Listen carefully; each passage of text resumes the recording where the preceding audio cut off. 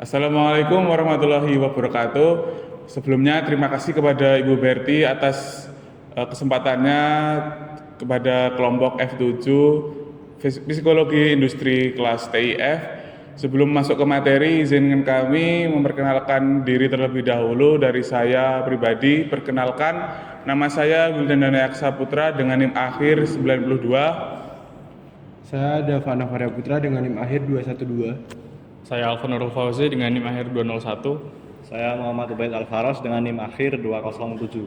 Nah, di sini kami ingin mempresentasikan tentang materi kami berjudul Analisis Risiko Kecelakaan Kerja dengan pada proses 3 tahapan pekerjaan dengan metode Job Safety Analysis atau JSA pada PT Jaga Usaha Sandai.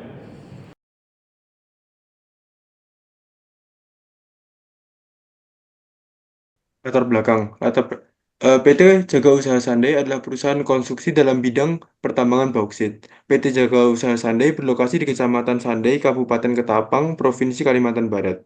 PT Jaga Usaha Sandai telah menjadi salah satu pemimpin industri konstruksi dalam pembangunan infrastruktur dan proyek dengan berskala besar. Sistem penambangan dalam PT Jaga Usaha Sandai menggunakan sistem pertambangan terbuka dengan menggunakan 3 tahapan proses pekerjaan, yaitu land clearing, pembersihan lahan, mining activity atau aktivitas pertambangan, dan hauling atau pengangkutan. Pada tahun 2022, terjadi 20 kecelakaan kerja yang menyebabkan luka ringan hingga kematian. Banyaknya kecelakaan dan konflik pada PT Jaga Usaha Sandai menyebabkan perusahaan tersebut melakukan analisis untuk mengurangi kecelakaan kerja di masa yang akan mendatang. Terdapat berbagai metode untuk mengantisipasi risiko yang terjadi menggunakan metode Job Safety Analysis atau JSA, metode 5Y, metode diagram Ishikawa, dan metode hierarki.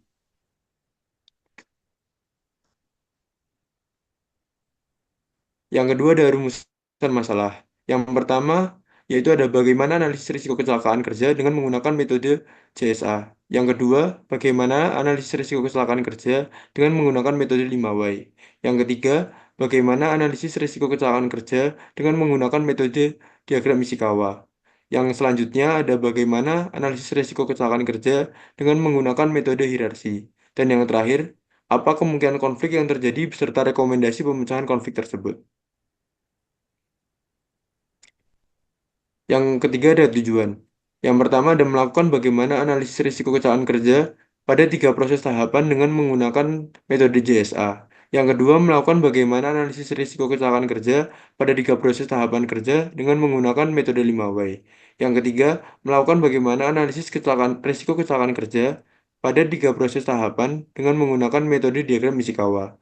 Yang selanjutnya ada melakukan analisis risiko kecelakaan kerja pada 3 proses tahapan dengan menggunakan metode hierarki. Dan yang terakhir, ada mengetahui konflik yang mungkin terjadi beserta rekomendasi pemecahan konflik tersebut. Selanjutnya ada landasan teori. Yang pertama, keselamatan kerja. Keselamatan kerja adalah suatu rancangan yang dibuat oleh pekerja sebagai tindakan pencegahan terjadinya kecelakaan akibat kerja dengan cara mengidentifikasi hal yang dapat menyebabkan kecelakaan kerja. Yang kedua adalah job safety analysis. Job safety analysis adalah suatu metode sederhana untuk melakukan identifikasi, evaluasi, dan pengendalian risiko dalam kegiatan pekerjaan industri.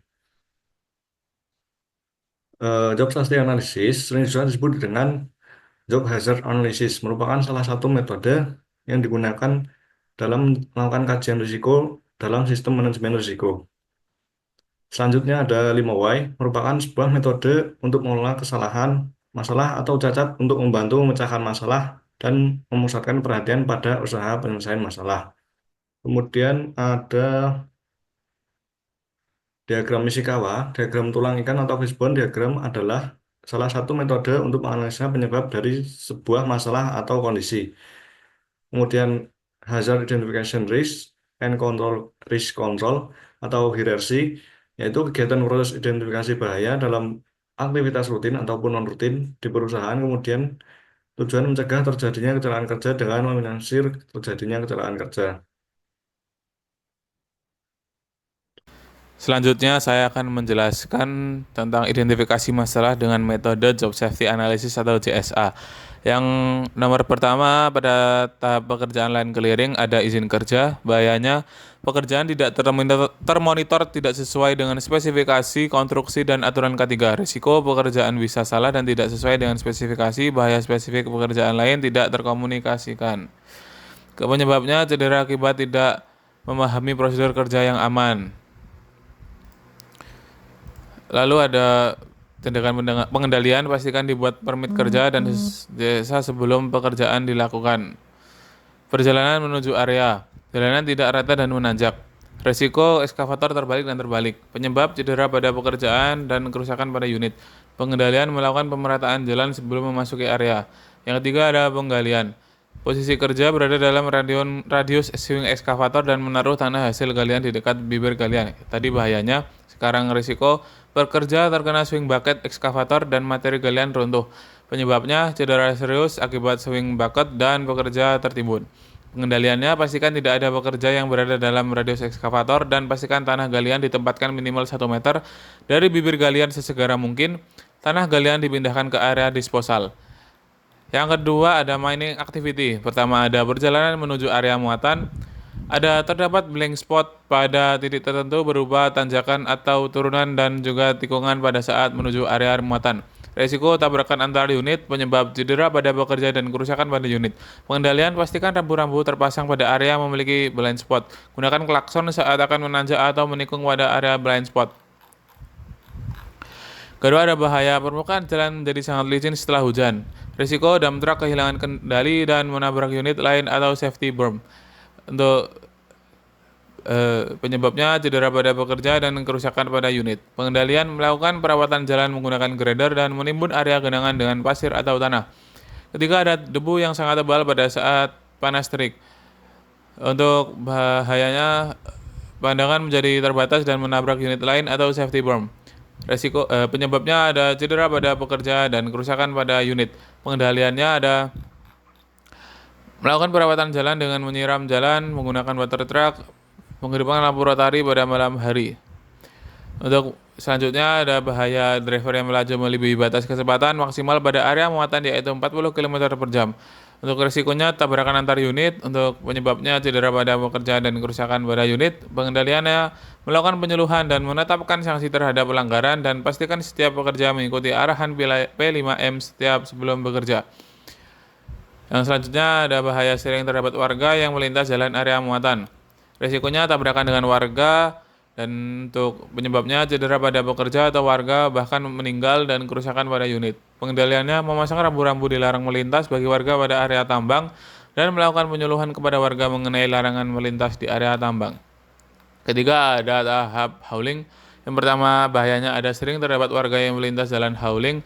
Untuk risikonya tabrakan dengan warga. Penyebabnya cedera pada pekerja atau warga bahkan meninggal dan kerusakan pada unit. Pengendalian memasang rambu-rambu dilarang melintas bagi warga pada area tambang dan melakukan penyuluhan kepada warga mengenai dilarangan melintas di area tambang. Kedua ada bahaya debu yang sangat tebal pada saat panas terik. Untuk risikonya pandangan menjadi terbatas dan bisa menabrak unit lain atau safety berm. Penyebabnya cedera pada pekerja dan kerusakan pada unit. Untuk pengendaliannya melakukan perawatan jalan dengan menyiram jalan menggunakan water truck dan menghidupkan lampu rotari pada malam hari. Terakhir ada permukaan jalan menjadi sangat licin setelah hujan. Dump truck kehilangan kendali dan menabrak unit lain atau safety berm. Untuk penyebabnya cedera pada pekerja dan kerusakan pada unit. Pengendalian melakukan perawatan jalan menggunakan grader dan menimbun area genangan dengan pasir atau tanah. Selanjutnya ada metode 5W. Untuk metode yang pertama yaitu untuk land clearing, yaitu prosesnya itu perjalanan menuju area, itu risikonya ekskavator terbalik. Pertanyaannya itu yang pertama, mengapa ekskavator bisa terbalik saat perjalanan menuju area? Yaitu jawabannya adalah karena kondisi jalan menuju area tidak rata dan menanjak, yang menyebabkan alat berat tidak stabil saat bergerak. Yang kedua, mengapa kondisi jalan menuju area tidak rata dan menanjak? Yaitu karena tidak ada proses pemerataan atau persiapan jalan sebelum alat berat digunakan di area tersebut. Yang ketiga, mengapa ada mengapa tidak ada proses pemerataan jalan sebelum penggunaan? Jawabannya itu karena tidak ada prosedur standar yang mengharuskan perataan jalan sebagai bagian dari persiapan awal sebelum pekerjaan dimulai. Selanjutnya ada mengapa prosedur standar pemerataan jalan tidak ditetapkan, yaitu karena kurangnya pengawasan yang ketat dari pihak manajemen terhadap persiapan jalan dan area kerja sebelum alat beroperasi. Yang terakhir, mengapa pengawasan manajemen kurang dalam persiapan jalan? Karena mungkin belum ada pemahaman atau penilaian risiko yang memadai terhadap dampak kondisi jalan pada stabilitas alat berat, atau kalau alokasi sumber daya yang terbatas untuk melakukan pengawasan manajemen tersebut. Yang selanjutnya ada proses manning activity, yaitu di mana kondisi permukaan jalan licin setelah hujan, yang berisiko dump truck kehilangan kendali. Pertanyaannya yaitu yang pertama, mengapa dump truck kehilangan kendali saat melewati jalan yang licin setelah hujan? Karena permukaan jalan jadi sangat licin akibat genangan air yang tidak dikelola, sehingga roda kendaraan sulit mencengkeram jalan. Yang kedua, mengapa permukaan jalan menjadi licin dan banyak genangan setelah hujan?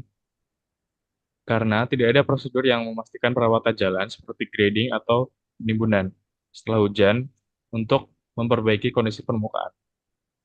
Selanjutnya yaitu mengapa tidak ada perawatan jalan yang dilakukan setelah hujan? Karena jadwal perawatan jalan yang tidak diatur secara rutin, sehingga perawatan hanya dilakukan jika ada permintaan atau keluhan.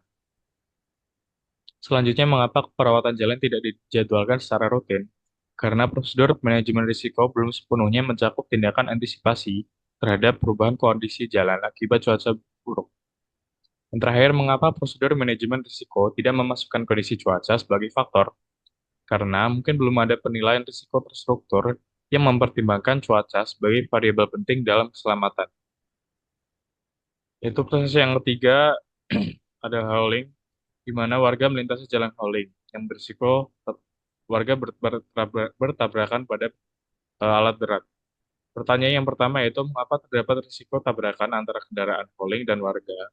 Karena sering ada warga yang melintasi jalan hauling yang meningkatkan potensi kecelakaan dengan unit besar. Yang pertanyaan kedua yaitu mengapa warga sering melintasi jalan hauling? Karena jalan hauling mungkin berlokasi di area yang terbuka dan kurang adanya pengawasan atau penghalang yang melarang akses warga. Yang ketiga yaitu mengapa jalan hauling tidak ditutup atau diberi tanda penghalang bagi warga? Karena tidak ada rambu larangan atau prosedur yang mengatur akses jalan hauling untuk mencegah warga melintasi area tersebut. Yang keempat, mengapa tidak ada prosedur larangan akses warga di jalan hauling? Karena belum ada sosialisasi atau kebijakan yang menetapkan jalan hauling sebagai area terbatas untuk kendaraan operasional saja. Yang terakhir, mengapa kebijakan dan sosialisasi larangan akses di jalan hauling tidak ada? Karena mungkin belum ada penilaian risiko yang menyeluruh tentang potensi kesalahan akibat aktivitas warga di sekitar area hauling. Lalu saya akan menjelaskan metode diagram Ishikawa dari analisis keselamatan kerja dan kesehatan. Yang pertama, saya akan menjelaskan dari faktor manusianya. Ada kurangnya pelatihan dan pemahaman pekerja. Pekerja tidak sepenuhnya memahami risiko kondisi jalan licin, terutama setelah hujan, serta bahaya debu saat cuaca panas. Ini bisa diperbaiki dengan pelatihan keselamatan. Kedua, ada pengemudi tidak mengikuti batas kecepatan. Beberapa pengemudi melanggar batas kecepatan yang ditetapkan atau 40 km per jam. Meningkatkan risiko tabrakan, perlu ada pengangkatan aturan yang tegas dan sanksi jika melanggar. Ketiga, ada kurangnya kesadaran terhadap bahaya debu. Debu tebal di jalan hauling sangat membatasi pandangan, namun beberapa pengemudi belum memahami dampak bahaya ini, yang membutuhkan sosialisasi tambahan. Kedua, ada faktor metode. Pertama, ada SOP tidak mencakup perataan jalan sebelum pekerjaan.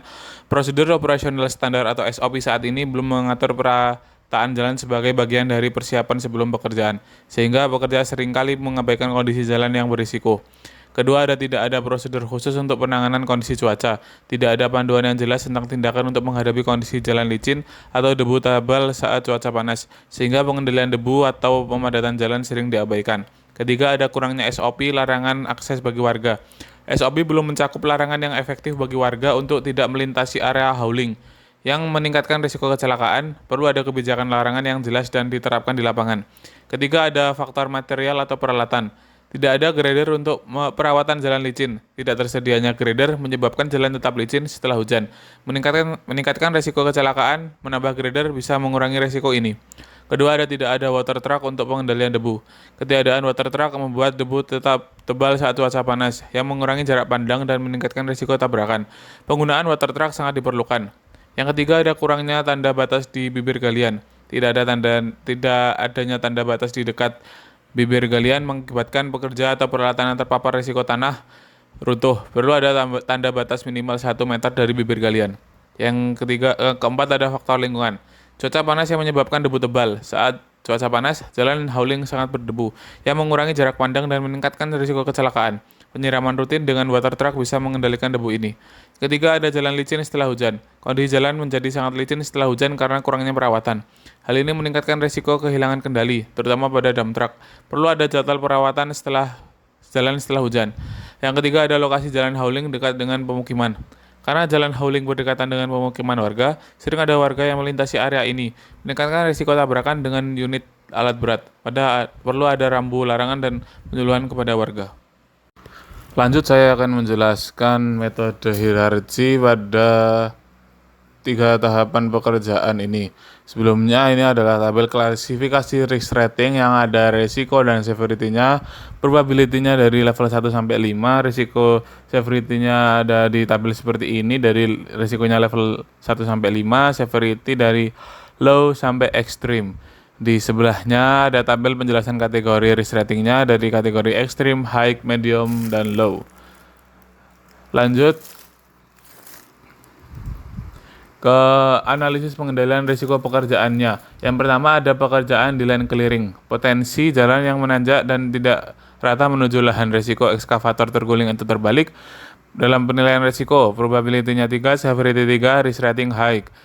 Kedua, potensi pekerjaan tidak termonitor, tidak sesuai dengan spesifikasi konstruksi dan aturan K3. Risiko pekerjaan bisa salah dan tidak sesuai dengan spesifikasi dan bias spesifik pekerjaan lain tidak terkomunikasikan. Probability 1, severity 1, risk rating-nya low. Yang ketiga ada posisi kerja berada dalam radius swing ekskavator. Risiko bekerja terkena swing bucket ekskavator, probability 2, severity 4, risk rating high. Yang keempat ada menaruh tanah hasil galian di dekat bibir galian. Risiko material galian runtuh, probability 1, severity 5, dan risk rating-nya high. Yang kedua masuk ke mining activity.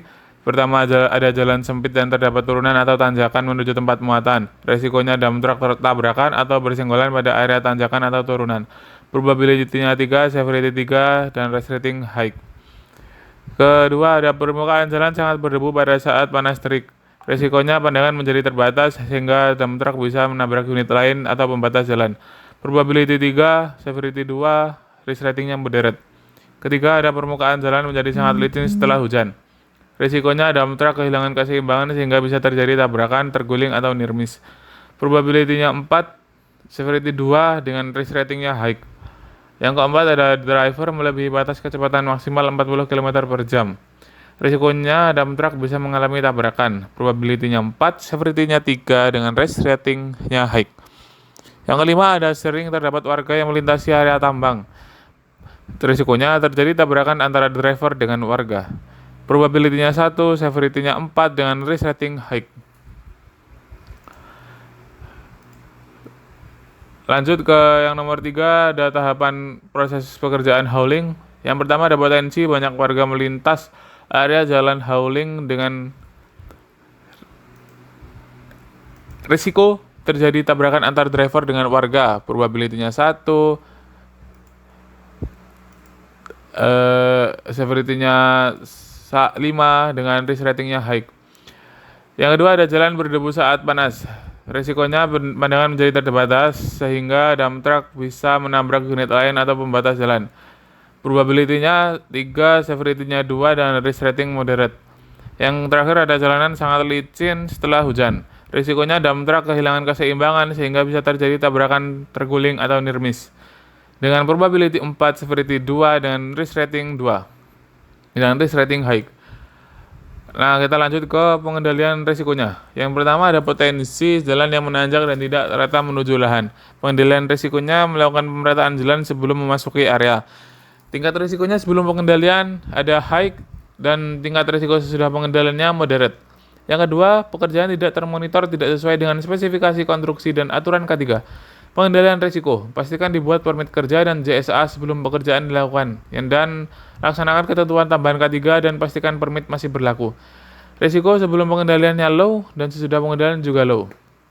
Yang ketiga ada posisi kerja berada dalam radius swing eskavator. Pengendalian risikonya pastikan tidak ada pekerja yang berada dalam radius eskavator. Sebelum pengendaliannya high, sudah pengendalian moderate. Yang keempat ada menaruh tanah hasil galian di dekat bibir galian.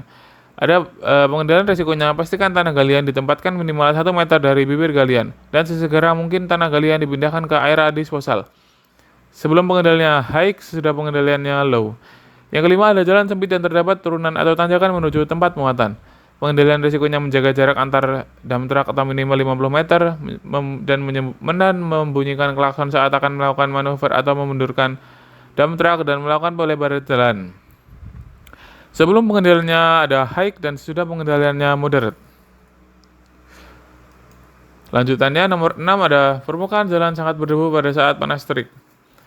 Melakukan perawatan jalan dengan menyiram jalan menggunakan water truck dan menghidupkan lampu rotari pada malam hari. Sebelum pengendalian ada moderate dan sesudah pengendalian moderate juga. Yang ke nomor 7, permukaan jalan menjadi sangat licin setelah hujan. Pengendaliannya melakukan perawatan jalan menggunakan grader dan menimbun area genangan dengan pasir atau tanah. Sebelum pengendaliannya high, sesudah pengendaliannya menjadi moderate. Yang ke-8, driver melebihi batas kecepatan maksimal 40 km per jam. Melakukan penyuluhan dan menetapkan sanksi terhadap pelanggaran dan pastikan setiap pekerja mengikuti arahan P5M setiap sebelum bekerja. Sebelum pengendalian high, sesudah pengendaliannya menjadi moderate. Yang ke-9, sering terdapat warga yang melintasi area tambang. Memasang rambu-rambu dilarang melintas bagi warga pada area tambang dan melakukan penyuluhan kepada warga mengenai larangan melintas di area tambang sebelum pengendaliannya high dan sesudah pengendalian juga masih high. Yang ke-10 ada jalanan berdebu saat panas. Melakukan perawatan jalan dengan menyiram jalan menggunakan water truck dan menghidupkan lampu rotari pada malam hari. Sebelum pengendalian moderate dan sesudah pengendalian juga moderate. Yang ke-11, jalanan sangat licin setelah hujan. Melakukan perawatan jalan menggunakan grader dan menimbun area genangan dengan pasir atau tanah. Sebelum pengendalian high, sesudah pengendaliannya juga moderate. Yang ke-12, banyak warga melintas area jalan hauling. Memasang rambu-rambu dilarang melintas bagi warga pada area tambang dan melakukan penyuluhan kepada warga mengenai larangan melintas di area tambang. Sebelum pengendaliannya high dan sesudah pengendaliannya juga high.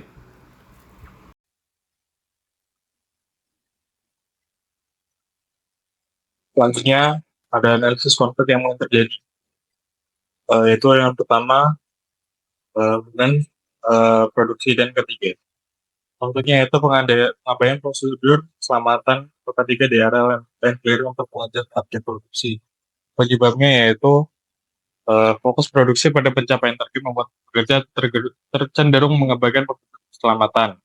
Penyelesaiannya yaitu koordinasi antara K3 dan produksi untuk memastikan pemeriksaan izin kerja atau permit dan JSA dilakukan sebelum memulai pekerjaan. Yang kedua yaitu pemeliharaan dan ketiga.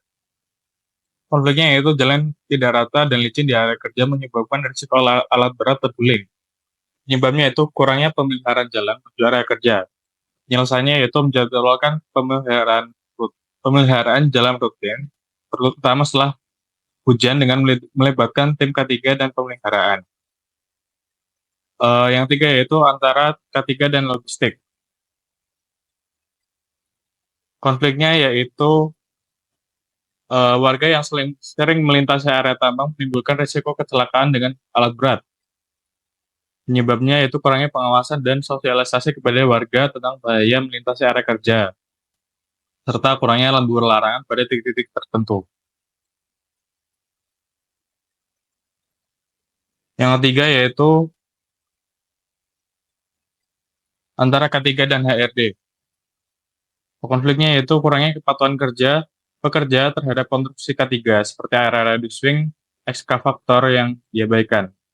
Penyebabnya yaitu pekerja kurang memahami risiko K3 atau menganggap prosedur keselamatan memperlambat pekerjaan. Yang ketiga yaitu yang selanjutnya itu ada produksi dan K3. Konfliknya yaitu kurangnya kepatuhan pekerja terhadap instruksi K3 seperti area radius swing excavator. Nomor 5 yaitu produksi dan K3. Konfliknya yaitu pengabaian batas kecepatan di area tambang oleh pengemudi alat berat untuk mempercepat pekerjaan. Penyebabnya yaitu pekerja mengabaikan batas kecepatan.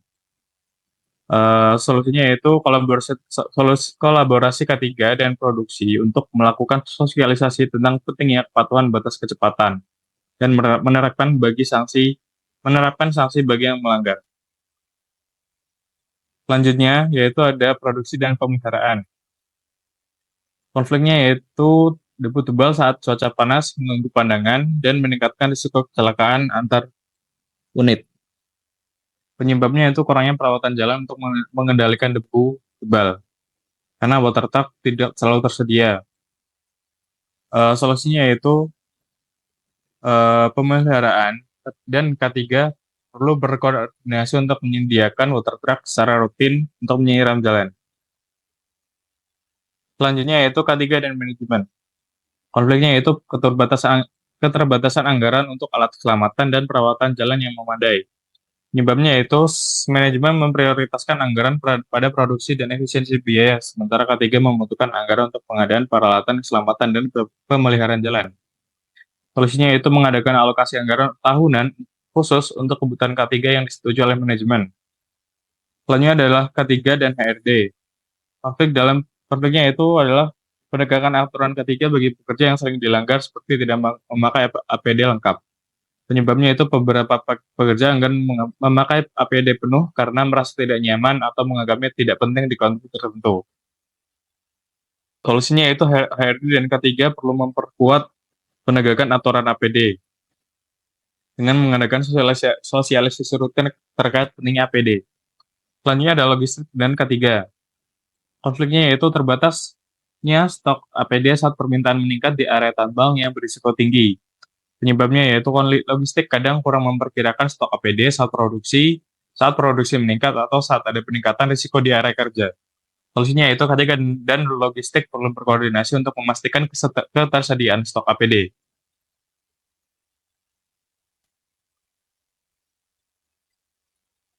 Selanjutnya kesimpulan, upaya dalam mengidentifikasi dan mengurangi risiko kecelakaan kerja di PT Jaga Usaha Sandai, perusahaan pertambangan yang seringkali diakibatkan oleh berbagai kondisi lingkungan dan perilaku yang tidak aman.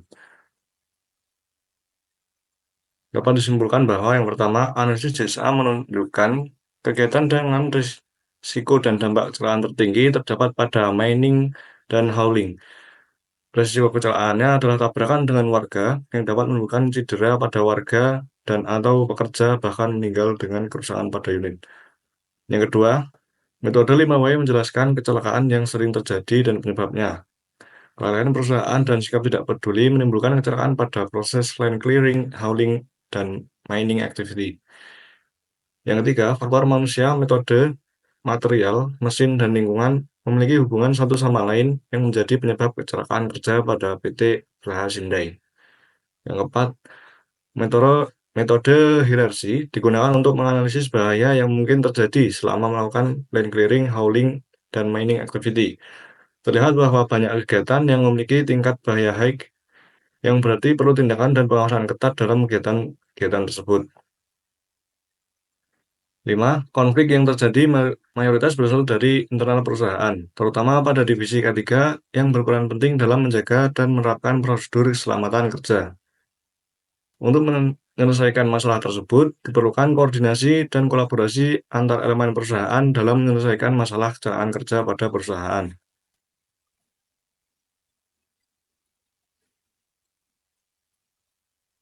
Kemudian saran, dari data yang telah diperoleh, maka dapat diambil saran untuk perusahaan. Yang pertama, perusahaan harus meningkatkan sinergi dan koordinasi antar divisi demi menangani permasalahan kecelakaan kerja pada area pertambangan mereka. Yang kedua, menambahkan pengawasan dan prosedur keselamatan pada operator tentang pentingnya kesehatan dan keselamatan kerja pada perusahaan. 3. Melakukan sosialisasi dan menambahkan rambu bahaya pada jalan yang sering dilalui warga. 4. Faktor manusia, metode, material, mesin, dan lingkungan yang saling berkaitan menjadi perhatian serius penyebab kecelakaan. Setiap faktor-faktor tersebut harus selalu menerapkan ketiga pada setiap kegiatan dan prosesnya. 5. Memperbarui SOP dan kebijakan agar mencakup seluruh pekerjaan yang dilaksanakan. Penanganan cuaca ekstrim dan larangan akses bagi warga di area hauling. 6. Mengalokasikan dana tambahan untuk grader, untuk perawatan jalan setelah hujan, dan water truck untuk penyiraman jalan saat cuaca panas. Dan yang terakhir, memberikan pelatihan keselamatan pada pekerja mengenai pentingnya mematuhi SOP, batas kecepatan, dan bahaya debu, serta jalan yang licin.